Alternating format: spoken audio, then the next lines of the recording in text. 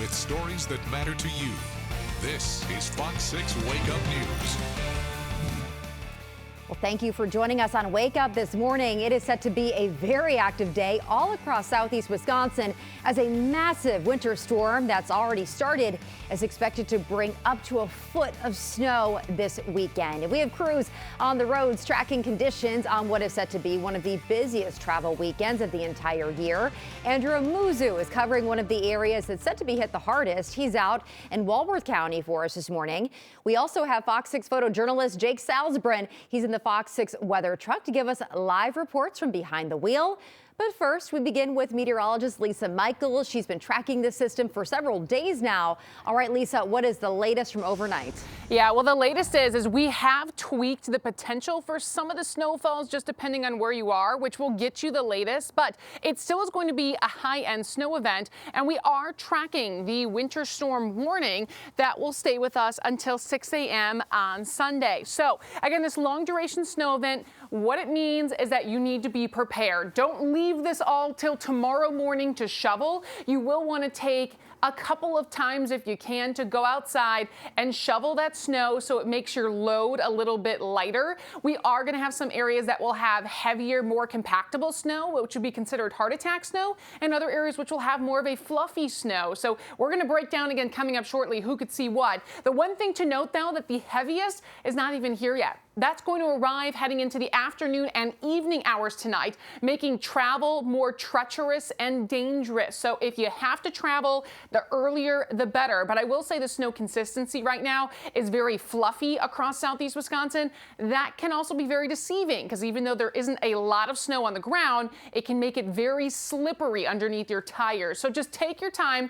Impacts will be on the high end for many areas as we head through the day today, and we'll still carry on impacts tomorrow. Even when that snow ends, it's going to be more of the blowing snow for some areas as we'll have gusty winds later on today and Sunday. We have just the beginning of this system hitting us right now. Again, a lot more to talk about as heavier snow's on the way and colder temperatures. We'll give you more information on that coming up. But again, we're going to continue to take a look outside. I'm going to squeeze out here as we are having snow moving on the weather deck and falling and actually sticking. Our snow stick that we have out here, Nicola, is not completely full yet, but you can follow us again online. We'll have also a live feed of the snow stick, which really what it is, it's a stick on the weather deck with a live camera out here, and you can track how much snow is accumulating throughout this system. So we'll be tracking all this very closely.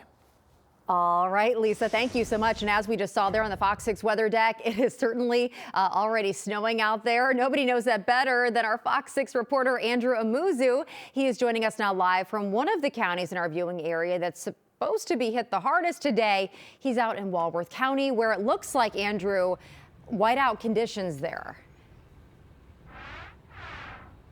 Yeah, that's most definitely right. And from our last hit at 7 o'clock, we traveled all the way across the street. That's because this area is starting to become a little bit more busy. Obviously, we have our first plow here. And yes, I say first one because we've been out here since about 6:50, 6:45-ish. And that's our first plow.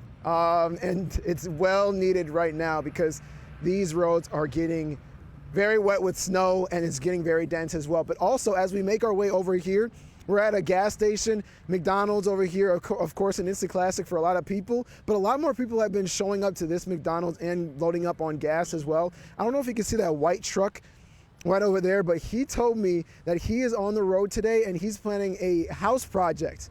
And I said, hopefully inside the house. He said, well, it's going to be inside and outside the house. So there are people on the roads, of course, going to work, leaving work.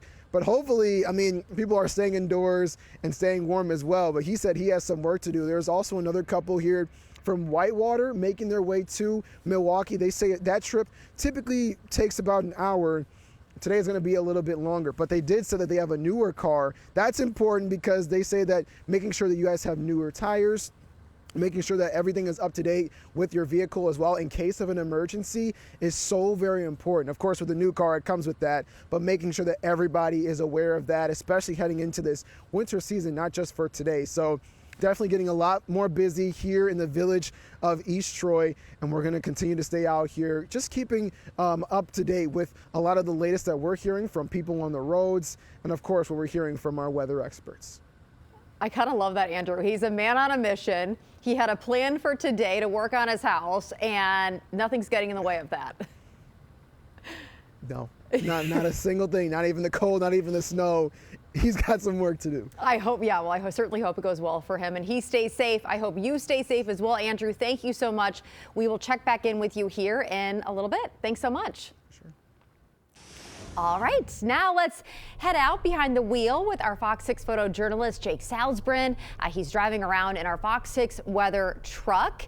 Okay, so Jake, last time we checked in with you, you were headed to the Menominee Falls area. Tell us, where are you right now and how does it feel? Well, right now I'm on Good Hope Road, just north of Sussex. And, you know, originally when I was further on back with the roads being clear, it was a lot more just nicer of a drive. It wasn't really anything slick or anything. Now, as you can tell, there's a lot more snow just a little bit covering the roads, and it's a little bit more slippier, a little bit more slick. So be safe. Make sure to drive maybe a little bit below the speed limit, especially on some turns. I was on some back roads earlier. It was very sort of slick. It was more covered. There was a lot more of precaution driving around in sort of that area. But when it comes to certain roads in the more denser areas, when it comes to towns and everything, the roads still look a little bit more clean, a little bit more cleared out of the way, not really anything sort of slick. But on some sort of turn lanes, there are slickness and sort of more coverage of snow. But other than that, nothing much. I'll send it back to you with more in the studio.